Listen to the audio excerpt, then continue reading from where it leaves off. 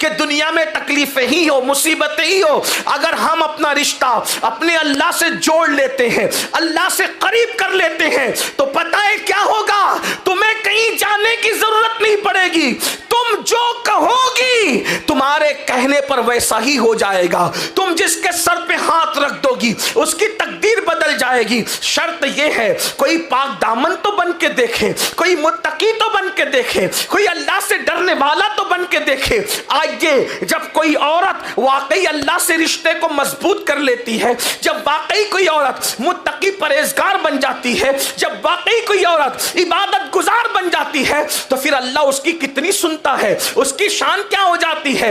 आपने खातून का नाम सुना होगा, हजरत राबिया बसरी का नाम आपने बार बार सुना होगा। जब भी औरतों का जिक्र आता है, नेक औरतों का, तो राबिया बसरी का जिक्र आता ही आता है। राबिया बसरी एक मर्तबा हज के लिए गई, अल्लाह अकबर, और जब हज करके लौट रही थी तो रास्ते में उनका ऊंट मर गया। उनका ऊंट मर गया तो सवारी खत्म हो गई। तो राबिया ने क्या किया? देखो नाज़े बंदगी कैसा है, अंदाज कैसा है, खुदा पे नाज करने का अंदाज कैसा है। इसलिए कि मोहब्बत जो थी, प्यार जो था, उल्फत जो थी, तो राबिया आसमान की तरफ निगाह उठा के कहती है, क्या कोई बादशाह भी अपने कमजोर गुलाम के साथ ऐसा करता है कि रास्ते में उसका ऊंट मार देता है? हज को बुलाया और हज को आई, अब हज करके वापस जा रही थी तो तूने मेरा ऊंट मार दिया, मेरा ऊंट मर गया, अब बता मैं क्या करूं, कैसे घर जाऊं? क्या कोई बादशाह भी कमजोर गुलामों के साथ ऐसा करता है?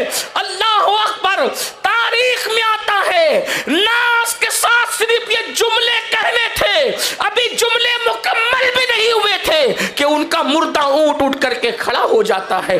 अंदाजा फरमाए ये कब होता है? जब अल्लाह से रिश्ता मजबूत होता है। आज तो औरतों का हाल ये है, सीरियलों में वक्त गुजर रहा है, फिल्मों में वक्त गुजर रहा है, अल्लाह अकबर, मोबाइल के अंदर वक्त गुजर रहा है, औरतें फेसबुक चला रही है, औरतें यूट्यूब पर वक्त बर्बाद कर रही है। ऐ खातूने जन्नत की कनीजो, अपने अल्लाह से रिश्ता जोड़ो। हमारा रब बहुत ताकतवर है, हमारा रब बहुत कुव्वत वाला है, किसी और तरफ नजर करने की जरूरत नहीं है, बल्कि अपने अल्लाह से अपने रिश्ते को मजबूत करने की जरूरत है। वो कौन सी नेमत है जो अल्लाह की बारगाह में नहीं मिलती, जो अल्लाह के दर से नहीं मिलती? ऐ खातूने जन्नत रदी अल्लाह ताला अन्हा की कनीजो, दरअसल परेशानियां इसलिए है, तकालीफ इसलिए है, मुसीबतें इसलिए है कि हमारा रिश्ता अल्लाह से कमजोर हो गया है। मुझे बताएं, हम अल्लाह को याद कब करते हैं, हम खुदा को याद कब करते हैं? जब मुसीबत आती है याद करते हैं, तो भी सही तौर पे याद नहीं करते, पूरे यकीन से याद नहीं करते। आप खुद सोचो, इतने बड़े हजारों के मजमे में कितनी बहनें हैं जो 5 वक्त की नमाज पाबंदी से पढ़ती है?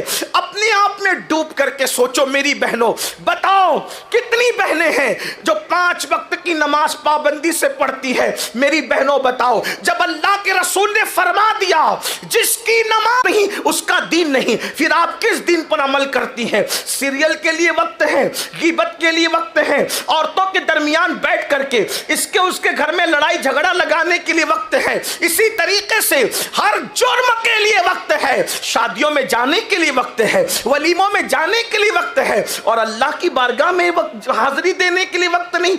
एक वक्त की नमाज के लिए सिर्फ 10 मिनट का टाइम लगता है, 10 मिनट का। और याद रखना, कोई अल्लाह वाला बनना चाहे, आसान तरीका है, नमाज पढ़ो, अल्लाह वाले बन जाओ। इसलिए कि नमाज को छोड़कर किसी को ना अल्लाह मिला है ना अल्लाह मिल सकता है।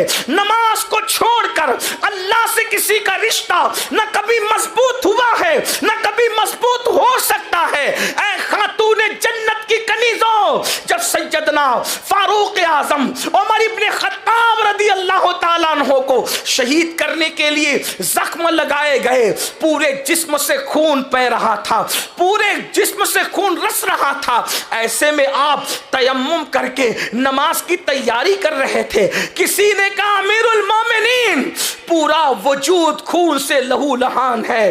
अब भी आप नमाज की से मैंने सुना, जिसकी नमाज नहीं उसका दीन नहीं, यानी दीनदार रहना है तो नमाज पढ़ना पड़ेगा।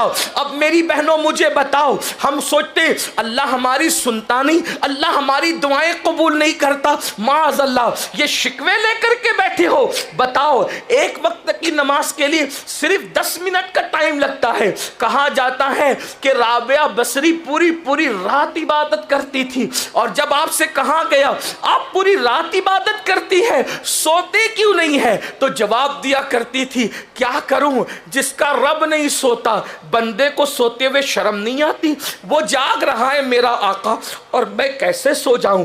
आओ आपको बताऊं, ऐ खातून जन्नत की कनीजों, जो अल्लाह के मुकर्रबीन होते हैं, जो अल्लाह के करीबी लोग होते हैं, अल्लाह उनकी सुनता है, हर फरियाद सुनता है। हमने सबके करीब होने की कोशिश की, रब के करीब होने की कोशिश नहीं की। जरा रब के करीब होकर तो देखें, फिर देखना वल्लाह तुम्हें तावीज़ात की जरूरत नहीं पड़ेगी। रब के करीब होकर देखिए, आपको वजीफों की भी जरूरत नहीं पड़ेगी। रब के करीब होकर के देखिए, कनीजें बिक रही थी।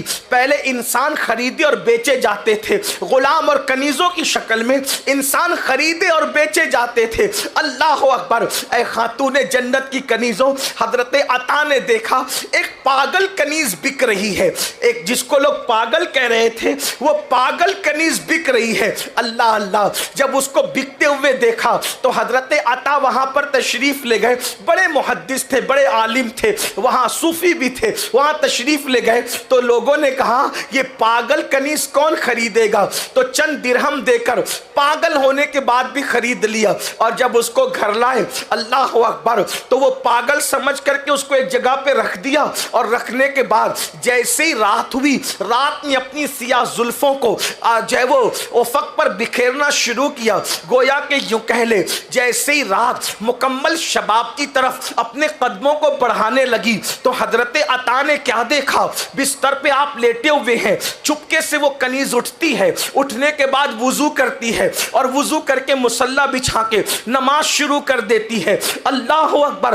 हजरत अता सोच रहे थे ये तो पागल है, पागल लोग भी कोई नमाज पढ़ता है, पागल लोग भी कोई इबादत करता है, पागल भी कोई अल्लाह का जिक्र करता है। लेकिन जब उस खातून को मुसल्ले पे खड़े हुए देखा, इबादत में देखा, तो दबे पैर उसके करीब गए। वो नमाज पूरी करके क्या कह रही थी जानती है मेरी बहनों, वो कह रही थी, ए अल्लाह, जो तू मुझसे प्यार करता है ना, जो तू मुझसे मोहब्बत करता है ना, उस मोहब्बत का वास्ता जरा मेरी फरियाद को सुन ले।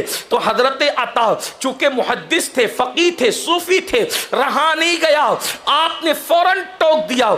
छुपना चाहते थे, छुप ना सके, दबे पैर गए थे मगर बर्दाश्त न हुआ, जबान से निकला, ए कनीज, अपनी जबान पे कंट्रोल कर, अदब की हदों को पार न कर।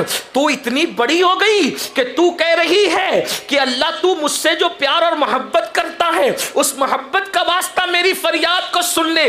अरे नादान, ये ना बोल, बल्कि ये बोल कि अल्लाह जो मैं तुझसे मोहब्बत करती हूं उसका वास्ता, अल्लाह तुझसे कब से प्यार करने लगा, तू कब से अल्लाह की महबूब हो गई। पता है खुदा का महबूब कोई यूं ही नहीं बनता, मकामे महबूबियत किसी को यूं ही नहीं मिलता। उस पागल कनीज को, जिसको लोग पागल समझ रहे थे, हजरत अता की तरफ देखा और कहा, अता, अल्लाह की इज्जत की कसम, वो मुझसे प्यार करता है, वो मुझसे प्यार करता है, वो मुझसे प्यार करता है। और फिर फरमाया, अगर प्यार न करता तो देखा तू बिस्तर पे पड़ा था, तुझे सुला दिया और मुझे बिस्तर से उठाकर अपनी खिदमत में खड़ा कर लिया। इससे बड़ी मोहब्बत की दलील क्या हो सकती है। ये जवाब सुन करके अता खामोश हो गए। ऐ खातून जन्नत की कनीजों, अब पता चला खुदा जिसको महबूब बनाता है उसे फजर में बिस्तर पे पड़ा नहीं रहने देता, उसको मुसल्ले पे खड़ा कर देता है। खुदा जिसको महबूब बनाता है उसे पेट भर के खाने नहीं देता, उसे रोजों की तौफीक अता करता है। खुदा जिससे प्यार करता है उसे फजूल बकवास करने नहीं देता, जिक्र की तौफीक अता करता है। अल्लाह अकबर। और उस कनीज ने उसके बाद जब हजरत अता को खामोश देखा तो निगाह आसमान की तरफ उठाकर कहती है, मौला कल तक तेरा मेरा मामला छुपा हुआ था, अब जबकि ये मामला लोगों पर आया हो गया तो फिर अब मैं दुनिया में रहना नहीं चाहती और मुझे अपने पास बुला ले। चीख मारती है और ज़मीन पे गिर जाती है। और जब आपके जिस्म को जो है वो टटोला जाता है तो जिस्म ठंडा होने की तरफ माइल होता है, यानी जान उनकी परवास कर चुकी होती है। अंदाज़ा करें, औरतें इतनी पहुंची हुई थी, औरतें अल्लाह तक इतना तकर्रुब हासिल कर चुकी थी। आजकल की औरतों को तो वुज़ू का तरीका भी नहीं पता, गुस्ल का तरीका भी नहीं पता, कुरान भी नहीं पढ़ना आता और फिर वो सीखना भी नहीं चाहती। और याद रखना, सबसे आसान अल्लाह का दीन है, इसलिए अल्लाह से रिश्ता मजबूत करो। और अल्लाह से रिश्ता मजबूत करने का सबसे आसान तरीका कुरान शरीफ की आयत है। चूंकि वो आयत सजदा है इसलिए मैं तिलावत नहीं कर रहा हूं, उसका मफ़हूम बयान कर रहा हूं। अल्लाह रब्बुल इज़्ज़त का कुरान कहता है, सजदा करो और अल्लाह के करीब हो जाओ, यानी अल्लाह के करीब होने का आसान जरिया सजदा है। लेकिन आज अल्लाह अकबर, मर्द तो 95% नमाज नहीं पढ़ते, 5% मर्द नमाज पढ़ते हैं, मगर औरतें तो शायद 2% भी नमाज हमारे माशरे में नहीं पढ़ती। और एक बात आपसे अर्ज करूं, जो आज लोग गुर्बत का रोना रोते हैं, गुर्बत की सबसे बड़ी वजह अल्लाह अकबर नमाज का न पढ़ना है। अल्लाह अकबर, याद रखना, अल्लाह के रसूल अलैहि सलाम ने इरशाद फरमाया कि जो नमाज छोड़ देता है अल्लाह उस पर 15 मुसीबतें मुसल्लत करता है। उसमें से पहली मुसीबत यह आती है, अल्लाह उसकी रोजी से बरकत उठा लेता है। बताओ, जिसकी बीवी खुद बेनमाजी हो, जो खुद बेनमाजी हो, जिसके बच्चे बेनमाजी हो, फिर उनके घर में बरकत कैसे होगी? रोजी के लिए दर दर की ठोकरें खाने वालों, रोजी के लिए इधर उधर भटकने वालों, और रोजी में बरकत के लिए कभी मौलाना साहब के पास, कभी तावीज़ वाले बाबाओं के पास, कभी मशाइख के पास चक्कर लगाने वाली मेरी बहन, हम तावीज़ के मुखालिफ नहीं है, बात को गलत तरफ मत ले जाना, लेकिन इतना ज़रूर कहता हूं, जो इधर उधर दरवाजे पे चक्कर लगाती हो ना घर की बरकत के लिए, कभी बंदिश के लिए, कभी इसके लिए, कभी उसके लिए, मेरी बहन तू यकीन के साथ 5 वक्त की नमाज पढ़ के देख, सजदा करके देख, तब तुझे पता चलेगा कि सजदे में क्या है। और सजदे में सर रखकर यकीन से जो मांगा जाता है वो किस शान से मिलता है, मिलता ही मिलता है। आज आपका सबसे बड़ा मसला क्या है? बेटियां जवान हो गई, रिश्ते नहीं आते। मैं कहता हूं सजदा करके मांगते क्यों नहीं? रात के आखिरी हिस्से में, रात के आखिरी पहर में अगर कोई वुजू करके अल्लाह की बारगाह में अच्छा वुजू करके 2 रकअत नमाज पढ़ के जो मांगे आंसुओं की बरसात में अल्लाह अता करेगा।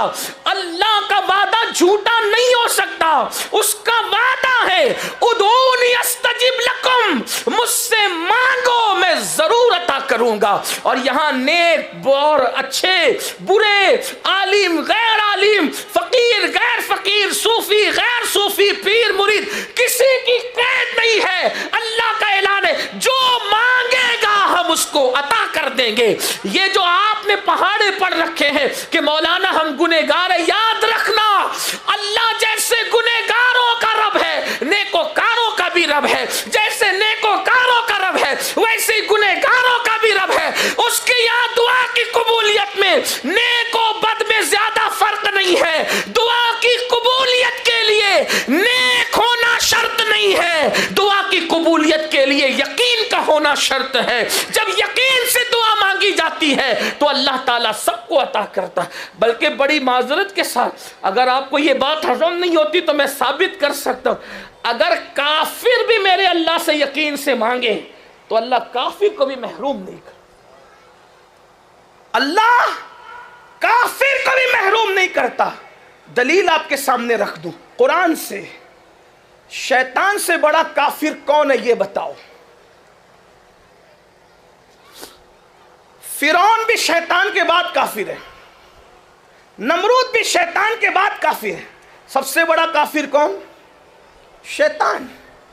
बल्कि जिसके कुफ्र का ऐलान कुरान करे वो काफिर शैतान है। वस्तकबरा वकाना मिनल काफिरीन, जिसके कुफ्र पर कुरान की आयत है तकब्बुर किया, काफिरों में से हो गया। कितना बड़ा काफिर है शैतान? लेकिन जब अल्लाह ने उस पे लानत का तौक डाला और उसको रजीम करके मरदूद करके निकाल दिया, तो उसने अल्लाह से मांगा ना, अल्लाह से मांगा कि नहीं मांगा? अल्लाह से कहा मुझे मोहलत दे, कयामत तक की जिंदगी दे, कयामत तक के लिए मोहलत दे। बोलो अल्लाह ने दिया कि नहीं दिया?